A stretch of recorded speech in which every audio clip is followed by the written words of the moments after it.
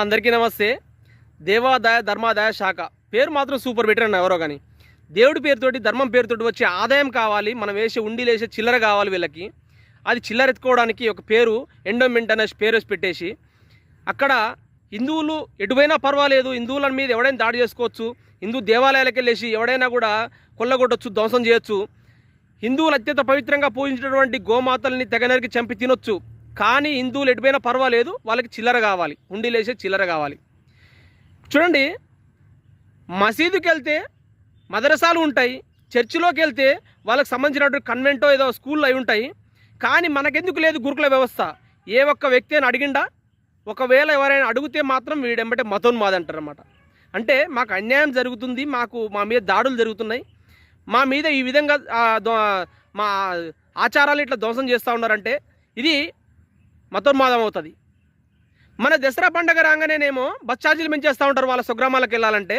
Dasara రాగానేమో bus ఛార్జీలు పెంచేస్తారు, దీపావళికి వాయు కాలుష్యం అంటారు, వినాయక చవితికి నీళ్లు కాలుష్యం అంటారు. మరి ఎప్పుడు ఏది కాలుష్యంగా అందింది? హిందువుల పండుగలు వచ్చేసరికి వీళ్ళకి అన్నీ గుర్తొస్తూ ఉంటాయి.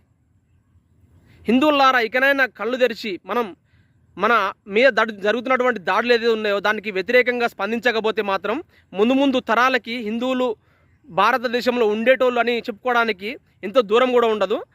ఇప్పటికే చాలా రాష్ట్రాలలో హిందువులపైన దాడులు జరుగుతూ ఉన్నాయి. కానీ ఏ ఒక్క దాడి మీద కూడా ఇప్పుడు మనం చెప్పుకునే ఎండోమెంట్ కానీ, మనం చెప్పుకునేటటువంటి సెక్యులర్ సమాజం కానీ, ఈ సెక్యులర్ పార్టీలు ఏదైతే ఉన్నాయో ఇవన్నీ కూడా హిందువుల మీద జరుగుతున్నటువంటి దాడులను ఎక్కడ కూడా ఖండించిన దాఖలాలు లేవు, స్పందించరు కూడా వీళ్ళ ఓటు బ్యాంకు ఎంతసేపటికి వీళ్ళ జోబులు నిండడానికే చూస్తారు. కానీ హిందువులు ఎటపోయినా పర్వాలేదు వీళ్ళకి. కాకపోతే హిందువులారా, ఇకనైనా అది ఎక్కడో జరుగుతుంది, అస్సాంలో మణిపూర్లో జరుగుతుంది, పశ్చిమ బెంగాల్లో జరుగుతుంది, కేరళలో జరుగుతుంది కాదు, నువ్వు ఉండే ప్రాంతంలో కూడా జరగచ్చు. బైండ్సాలో హిందువుల ఇండ్లు తలగబెడితే ఒక్కరు కూడా స్పందించలే. హిందువులారా, ఇకనైనా కళ్ళు తెరవండి. ఎంతసేపు సెక్యులరిజం మన హిందువులకు మాత్రమే బోధిస్తూ ఉంటారు. సెక్యులర్ అంటే ఏంటిది? హిందూ ధర్మంలో సెక్యులర్. ఎవరు జోలికి పోం, మన జోలికి వస్తే ఎవరు ఊరుకునే ప్రసక్తి లేదు.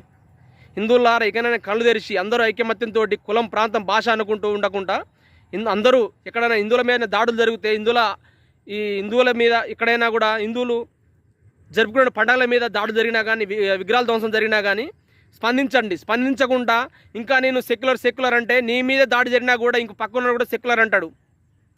ఇకనైనా కళ్ళు తెరుస్తారనేసి నా ఇచ్చిన ప్రయత్నం. జై హింద్.